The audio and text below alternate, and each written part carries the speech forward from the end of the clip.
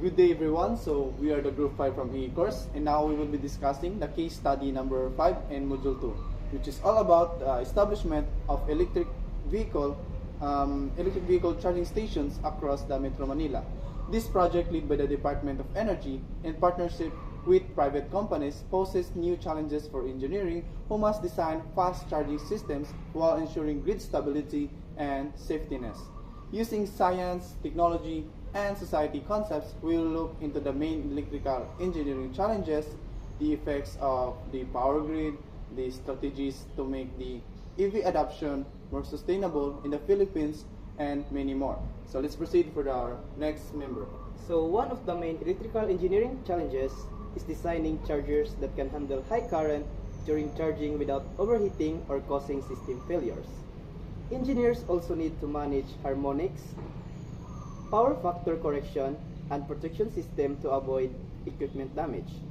Another challenge is standardization, ensuring compatibility across different EV models and charging levels. Finally, the layout and distribution of charging station must be carefully planned to optimize efficiency, safety, and accessibility in urban areas.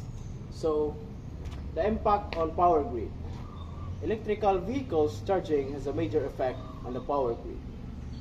Fast chargers draw large amounts of power in a short time, which can create demand spikes and instability, especially during peak hours in Metro Manila. Without proper load forecasting and smart grid management, this can lead to brownouts or voltage fluctuations. To address this, engineers can integrate renewable energy sources like solar, use battery storage systems, and apply smart grid technologies such as demand response and real-time monitoring to balance supply and demand more effectively. Sustainable strategies for the Philippines. To ensure long-term sustainability, several strategies can be applied. First, integrating renewable energy like solar farms and wind power into charging infrastructure will reduce dependence on fossil fuels.